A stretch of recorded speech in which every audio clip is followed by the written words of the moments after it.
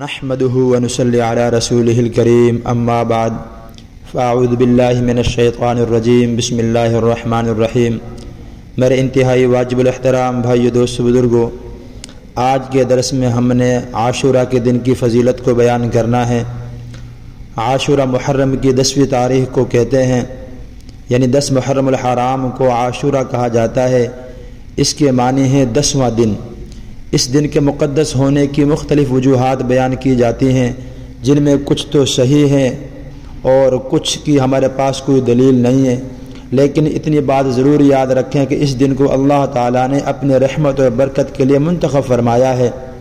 اسی دن بنی اسرائیل کو اللہ تعالیٰ نے فرعون کے ظلم اور ستم سے نجات دلوائی اور فرعون اور اس کے لشکر کو پانی میں غرق کر دیا۔ عاشورہ کا یہ دن زمانہ جاہلیت میں بھی قریش مکہ کے نزدیک بڑا محترم تھا، یعنی آپ صلی اللہ علیہ وسلم کی بعثت سے پہلے، آپ کی نبوت سے پہلے ہی قریش مکہ میں یہ دن بڑا محترم تھا، اور قریش مکہ خود کو ملت ابراہیمیہ کا پیروکار کہا کرتے تھے۔ ہو سکتا ہے کہ ان کے پاس اس کی کوئی روایات پہنچی ہو کہ ابراہیم علیہ السلام کے زمانے میں بھی اس دن کی بڑی فضیلت کوئی ہوگی، کوئی خاص اہتمام ہوگا، اس لیے قریش مکہ بھی اس دن روزہ رکھا کرتے تھے۔ آپ صلی اللہ علیہ وسلم بھی نبوت کے اعلان سے پہلے قریش مکہ کے ساتھ اس دن کا روزہ رکھا کرتے تھے، لیکن جب آپ صلی اللہ علیہ وسلم نبوت کے بعد، بعثت کے بعد مدینہ منورہ تشریف لائے اور یہاں یہود کو بھی آپ صلی اللہ علیہ وسلم نے دیکھا کہ وہ عاشورہ کے دن یعنی 10 محرم کے دن روزہ رکھتے ہیں اور وہ اس دن کو مبارک دن سمجھتے ہیں۔ آپ صلی اللہ علیہ وسلم نے ان سے پوچھا کہ تم اس دن کا روزہ کیوں رکھتے ہو؟ انہوں نے کہا کہ اس دن اللہ رب العزت نے ہماری قوم کو، ہمیں فرعون کے ظلم اور ستم سے نجات دلائی، اس لیے ہم اس خوشی میں روزہ رکھتے ہیں۔ آپ صلی اللہ علیہ وسلم نے فرمایا، ہم اپنے بھائی موسیٰ کے تم سے زیادہ قریب ہیں، پھر تو ہمیں بھی اس دن کا روزہ رکھنے کا زیادہ حق ہے، یعنی ہمیں بھی رکھنا چاہیے۔ آپ صلی اللہ علیہ وسلم نے بھی مدینہ منورہ تشریف لے جانے کے بعد بھی اسی دن کا روزہ رکھا۔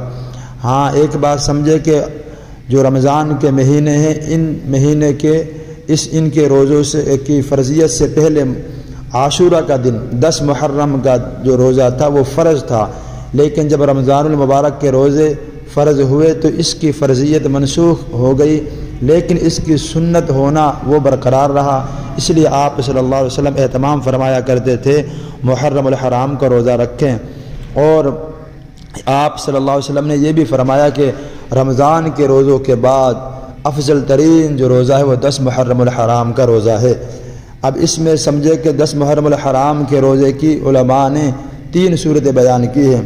علامہ شبیر احمد عثمانی رحمہ اللہ تعالی نے فتح الملہم میں، اور حضرت حافظ ابن حجر عسقلانی رحمہ اللہ تعالی نے فتح الباری میں یہ صراحت کی ہے کہ 10 محرم کے روزے کی 3 صورتیں ہیں اور تینوں ہی جائز ہیں۔ نمبر 1، ادنا درجہ یہ کہ صرف 10 محرم کا روزہ رکھا جائے۔ نمبر 2، اس سے اعلیٰ